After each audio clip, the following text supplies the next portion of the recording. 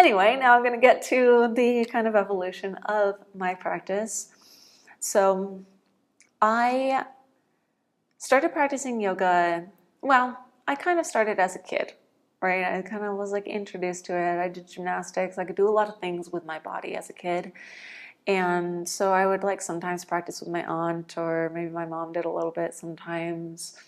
Or my aunt would like tell me things that she saw and I would like do the poses. So it's not really practicing yoga, right? It's like playing around with different poses.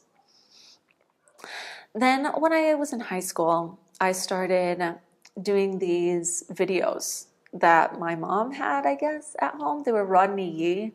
Rodney Yee, I don't know how old he is now, but he was pretty famous, I think. So those were the videos that I did. I didn't even really know why. I just knew that it made me feel better. And I was not doing it in this case actually for the physical benefits, because I didn't need to. I danced, I ran track, I was always like doing something physically. So I was doing it just, I don't know, I just felt called to and I did it.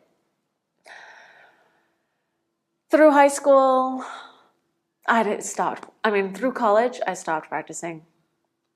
And then when I started working after college, I was working like 80 to 100 hours a week in mental health.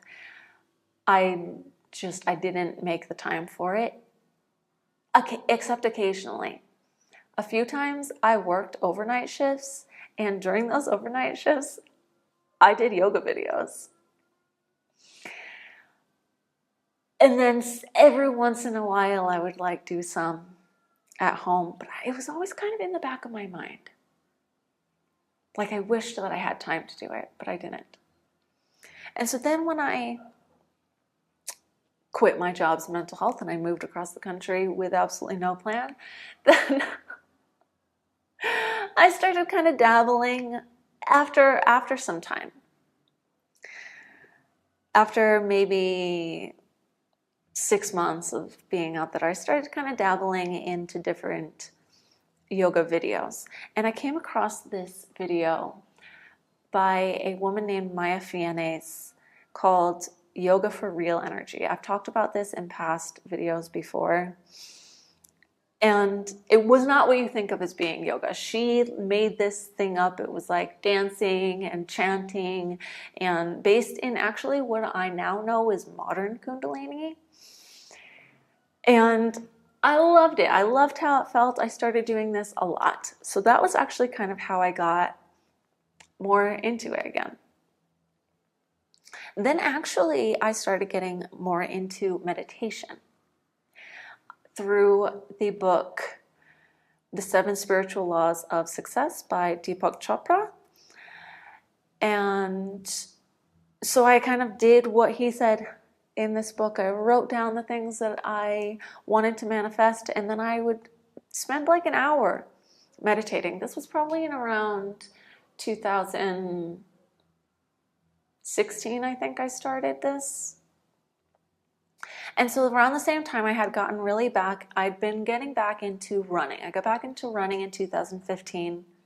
Then when I moved to a place that had a gym in it in 2016, then I started going to the gym more. And then I started doing my own yoga asana practice.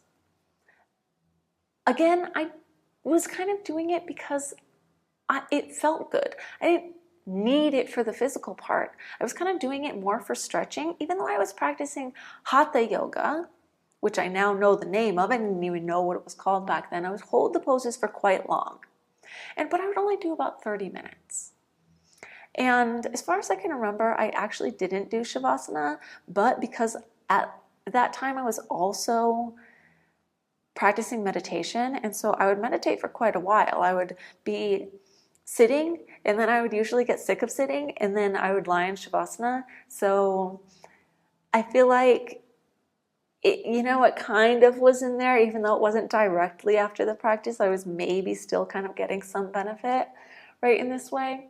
And again, this is like all not completely conscious of like, I want to get super into yoga or I want to be a yoga teacher. Never had any of that really crossed my mind. So I went on this way for years. By 2018, toward the end of 2018 in October, then I kind of fell off a lot of the things when I met my ex. I talk more about this in the video that I made, I think called The Broken Road That Led Me to Teaching Yoga or something like that. I don't really want to talk about it that much now. It's whatever. I was getting sick a lot and I fell off of all of my own practices. We did the Yoga for Real Energy a lot together, he and I, and we did some other yoga videos together as well. So I didn't fall off completely. I didn't, completely stop, but I wasn't doing it every day like I was before.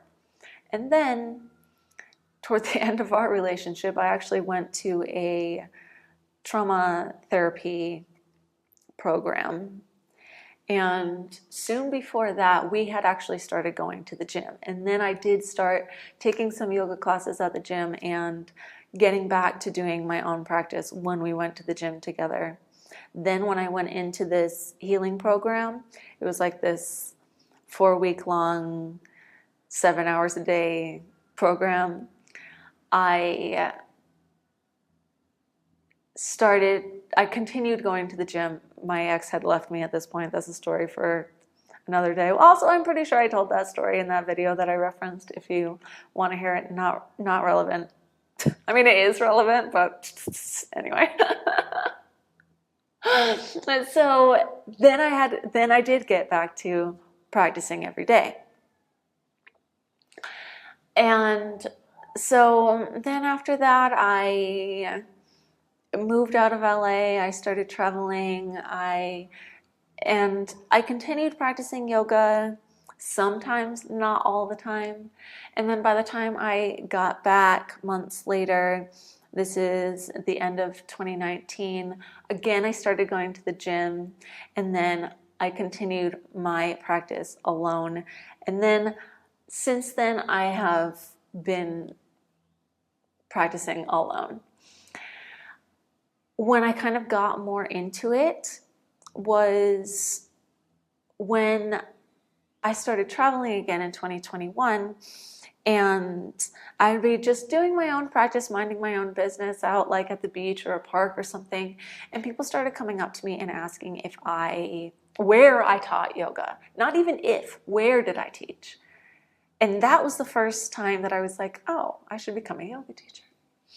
So then I actually was like, oh, maybe I should just get more into the practice.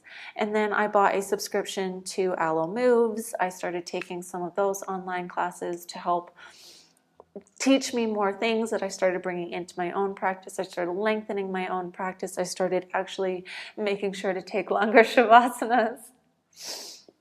I went to my first teacher training, which was actually Hatha yoga teacher training in Rishikesh in May of 2022. Yeah. And that transformed my practice because I learned all about the Pawanmukta Asana. I learned how yoga and meditation and all of these things are all yoga. And so then I started getting back into meditating more. I added all the joint warm-up stuff, and probably one of the most important things is I learned about pranayama. I learned about the cleansing techniques. So I started bringing the cleansing techniques. I started doing jala neti more often. Sometimes I would do dhati cleanses. And so I really started practicing like in the full, more traditional way, not in the Western way, because I learned it. I didn't know about anything but the Western way before, right? So then from there, I went to my next yoga teacher training, which was a multi-style. So then I learned more how to teach vinyasa and aerial and acro and all of these, the yin and Ashtanga. Then I learned more about Ashtanga. Then I got into Ashtanga. I started practicing Ashtanga a lot. So then I got really also into the physical practice while still maintaining the stuff I'd learned in Hatha as well. I'd still maintained the meditation part, and I was still doing the pranayama. At one point in time, I kind of stopped doing quite as much of the pranayama.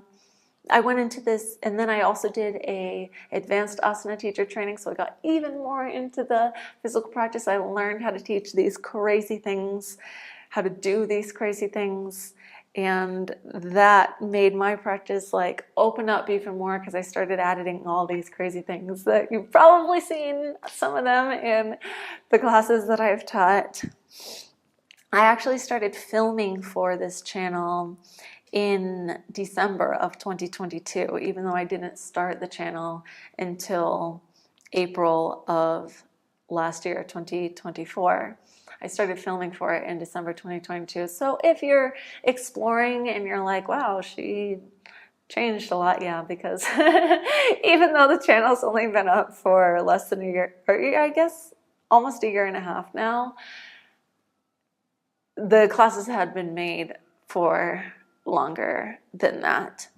So for a long time, I continued with the more intense vinyasa practices, the Ashtanga practices.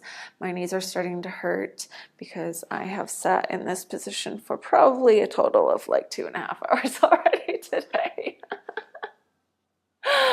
And so then, I'm doing all of this, and it felt good, but I started feeling something was missing. And I was feeling that, I actually started kind of feeling that around this time of year last year. And I did take a couple-month break from making classes. In part because I was like, I don't like something, I was working on my own practice. I was still developing my own practice. I was working on physical skills. I was going deeper into meditation. I was going deeper into pranayama. But I wasn't quite sure what I needed to bring in. Until January, I was sitting in meditation in the morning, and I got a message saying that I should do a Kundalini yoga teacher training. And the only thing I really knew about Kundalini before that, I'd done a couple Kundalini classes on Aloe Moves, and that video that I talked about, that Yoga for Real Energy by Maya Fianes, I had actually started doing that again. And like I said, that's based in more of this modern kind of Kundalini. I didn't actually know the difference. I didn't really know much of anything other than that it is somehow related to the chakras, and it is related to the rising of this dormant Kundalini energy. That's basically all I knew before I went into the teacher training in March of this year. And then I was like, oh, okay, this is like completely different, because I went to another traditional teacher training. I went back to Rishikesh, and what I learned there was like so different than anything I could have ever imagined. And also it has absolutely transformed my practice and completely transformed my life. So now the way that I practice, and I've even realized that I needed to change it. I think that was part of what the injury was telling me.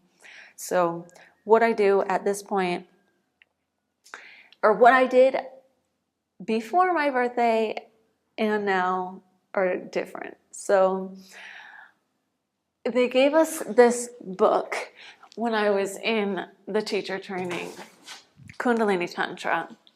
And so in reading this book, then he actually says that when you practice Kundalini yoga, you do not need to sit in meditation the same way that you do in Hatha yoga. It's a different path. You don't need this. And so I was like, okay, well, I'm spending so much time sitting in Padmasana, doing the pranayama and doing the chanting, that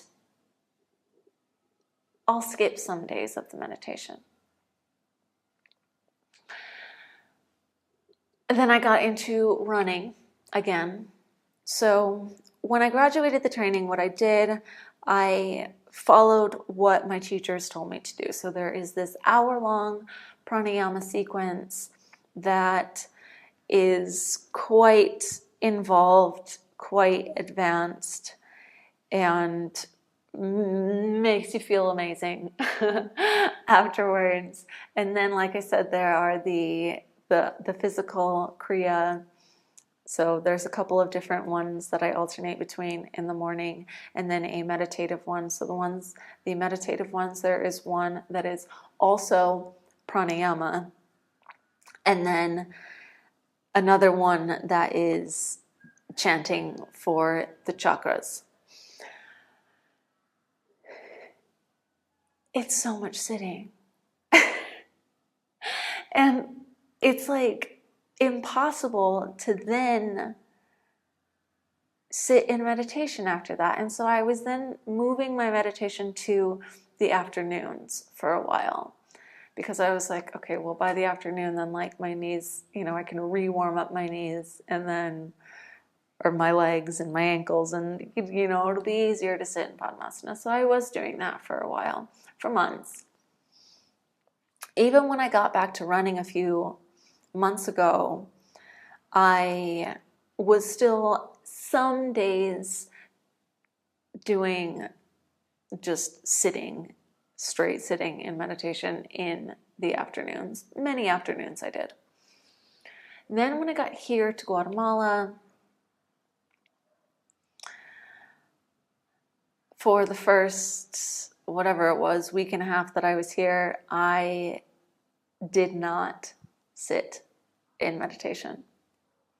I sat for an hour of pranayama. I sat for another half an hour of either chanting for the chakras or more pranayama. And I was like, oh my God. And then I'm also running, like that feels meditative. F it, like I don't need to also sit in meditation for now. Maybe I'll come back to it later. And then I got injured. And so guess what?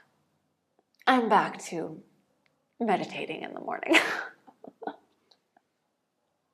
And I'm probably not going to let it go, because if I'm being completely honest, it is a lot harder for me to get into the place that I used to get to before I started doing all this other stuff.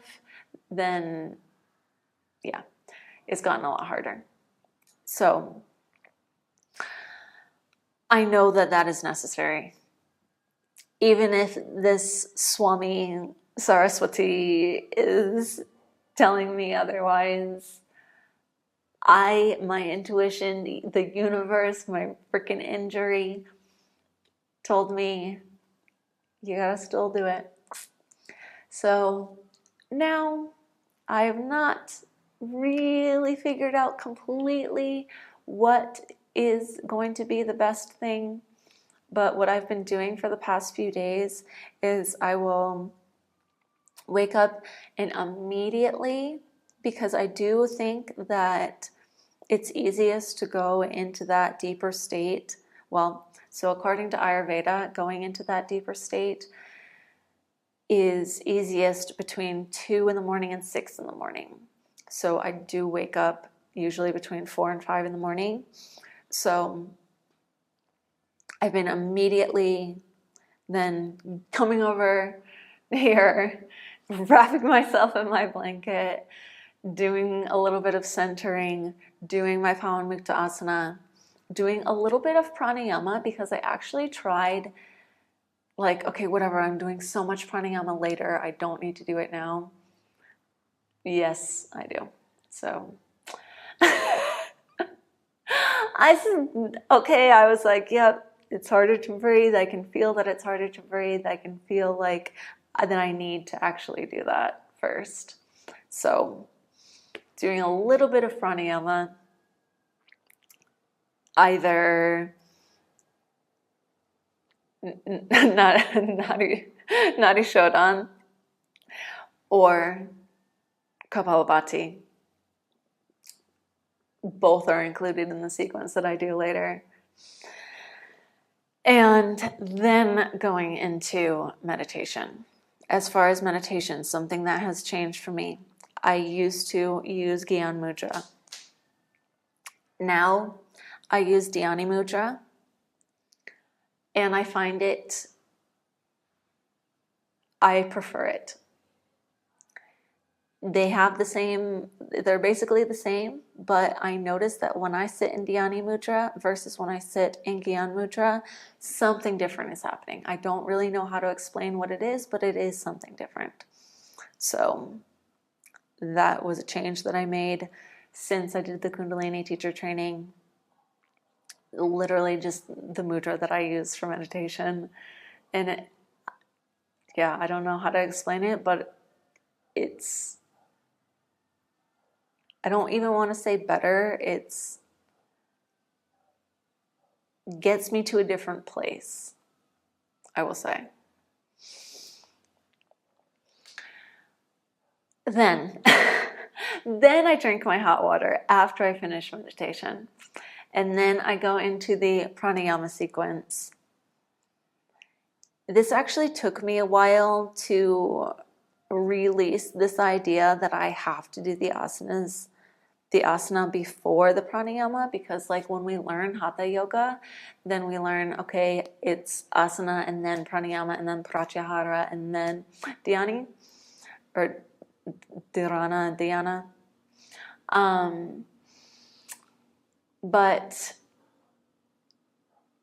at the Kundalini teacher training, then it was recommended to us to do the pranayama first. And my brain is like, but you're supposed to do asana and then pranayama. And so I have played around with doing it the different ways. And I actually do prefer to do the pranayama sequence and then go into the physical Kundalini sequence and then do the meditative Kundalini sequences. I think a part of that is that, like I said, that timing, that I'm packing so much into here. I'm sorry. So Ayurveda says that between 2 and 6 in the morning, best time for meditation. Between 6 and 10 in the morning, best time for the harder practices. So I like to try and get the meditation and the pranayama sequence done before 6. So then, I move into the physical stuff that, according to Ayurveda, I am more supported in during that time. So then I was going for a run after completing those things. I haven't gotten back to running since the injury, but I do intend to. And then I can do whatever practice I want to. And actually, it has been really nice to already have these very strict things done by then, because then I can use that practice that I do after running for fun. Because yoga is supposed to be fun, right? And so then I'm like, well, I already checked all the boxes, right? Meditation done, pranayama done, asana done, right? All the Kundalini things done, right? And so then it's like, well, now I can just use this as my playtime. And I love that.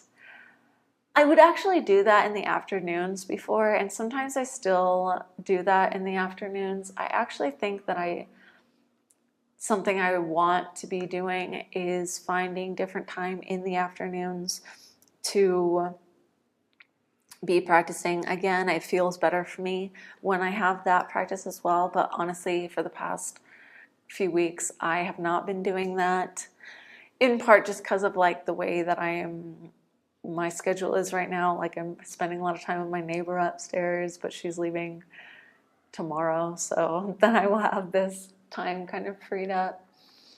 So yeah, anyway, it's kind of a jumbled version of the evolution of my personal yoga practice over the years. And another purpose of saying all of this is so that you can, if you are watching this, kind of have this understanding of the depth of my own practice. I am going to try moving forward to be putting up 3 videos per week on this channel. So that might only end up including 1 like full-length class. I'm going to try and do 1 to 2 full-length classes, maybe like a more beginner level class and then a more intermediate to advanced level class, and then something shorter. Either that's me talking or a skill or a pranayama or a philosophy lesson or like a smaller one. And even doing that much is a lot because of everything that I just told you. And everything that I just told you is why I can teach you at the level that I can. And I'm not talking the physical level. I'm talking the level that I can. Because my practice is so deep. I have had a lot of training, but in addition to all of that training, I am going deep into my practice, using my intuition and connecting to the divine every day. And that is what allows me to be increasingly the best teacher I can be. Every day I'm the best teacher I can be, but hopefully every day I become a better practitioner and a better teacher. So, woo, man, I was trying my hardest to get that out as fast as I could, but it's still been a long time. So if you are still here with me, thank you. I really appreciate the love, the support that all of you bring to this channel. It has been just such an honor to be here with all of you so far, and I am so excited to continue being here with you, to continue guiding you, and to continue growing with you. With so much love. Namaste.